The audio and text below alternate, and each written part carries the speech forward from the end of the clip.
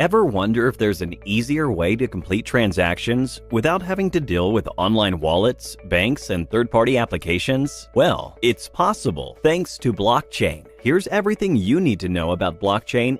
Imagine 4 friends, Jack, Ted, Sam, and Phil, meet up for dinner. After they're done, Jack pays the bill, and all of them decide to split the expense amongst each other. Now, on the next day, when Phil sends his share to Jack via online money transfer, the transaction goes through without a hitch. Then, Ted and Sam send their respective shares to Jack, but their transactions don't go through. The failed transaction cites some issues at the bank. That's when Jack comes to know about the many ways a bank transaction could fail. It could be due to technical issues at the bank, one of their accounts were hacked, daily transfer limits being exceeded, and sometimes additional charges, like transfer charges, associated with transferring money. To solve these problems, the concept of cryptocurrency came into existence. Cryptocurrencies are a form of digital or virtual currency that run on a technology known as blockchain. Thanks to blockchain, cryptocurrencies are immune to counterfeiting,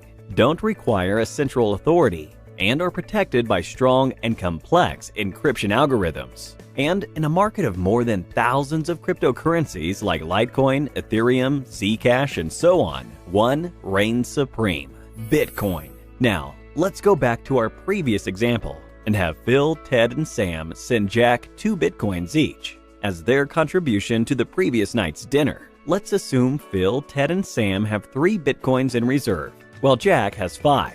First, Phil sends 2 Bitcoins to Jack. A record is created in the form of a block. The transaction details between them is permanently inscribed in this block. This record also holds the number of Bitcoins each of the friends own. So, after Phil's transaction, Jack has 7 Bitcoins, while Phil has 1. Following this, Sam and Ted send 2 Bitcoins to Jack. A new block is created for each of these transactions. These blocks hold the transaction details as well as how many Bitcoins Sam, Ted, and Jack have in reserve. These blocks are linked to each other, as each of them takes reference from the previous one for the number of Bitcoins each friend owns. This chain of records, or blocks, is called a ledger, and this ledger is shared among all the friends, which acts as a public distributed ledger. This forms the basis of blockchain. So, what happens when Phil has only 1 Bitcoin left, and he tries to send 2 more Bitcoins to Jack? The transaction will not go through. This is because all his friends have copies of the ledger, and it's clear that Phil has only 1 Bitcoin left. His friends will flag this transaction as invalid. A hacker will not be able to alter the data in the blockchain because each user has a copy of the ledger. The data within the blocks are encrypted by complex algorithms. All of this is made possible with the help of blockchain technology. Blockchain can be described as a collection of records linked with each other, strongly resistant to alteration, and protected using cryptography. Now, let's have a closer look at the Bitcoin transaction between Jack and Phil and find out how it works. Every user in the Bitcoin network has 2 keys, a public key and a private key. The public key is an address that everyone in the network knows of, like an email address of a user. The private key is a unique address that only the user has knowledge of, something like a password. First, Phil passes the number of Bitcoins he wants to send to Jack, along with his and Jack's unique wallet address through a hashing algorithm. All of this is part of the transaction details. These details are encrypted using encryption algorithms and using Phil's unique private key. This is done to digitally sign the transaction and to indicate that the transactions came from Phil. This output is now transmitted across the world using Jack's public key. With this, the message or transaction can be decrypted only by Jack's private key, which only Jack has knowledge of. Different cryptocurrencies use different hashing algorithms. While Bitcoin uses the SHA-256 algorithm, Ethereum, which is also a famous cryptocurrency, uses one known as Ethash. This transaction and several other similar ones are taking place all around the world. These transactions are validated and then added block by block. The people who validate these blocks are called miners. For a block to be validated and added to a blockchain, miners need to solve a complex mathematical problem. The miner who solves this first adds the block to the blockchain and is rewarded with 12.5 bitcoins.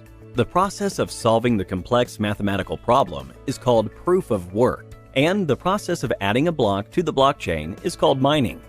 With this, Phil and Jack's wallets are updated, just like every person in the network who has completed a transaction. Now that you know about blockchain and its important concepts, time for a small quiz. What is the concept of blockchain that ensures data cannot be altered by any of the users within the network? A. Public distributed ledger. B. Proof of work. C. Proof of stake. D. Hash encryption.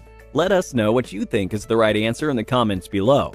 3 lucky winners will get Amazon gift vouchers. Details are mentioned in the description below. Let's have a look at how Walmart uses blockchain to provide its customers with better service. Walmart was facing problems in delivering quality products to its customers. They were facing a high return rate and large amounts of refunds due to their products' bad quality.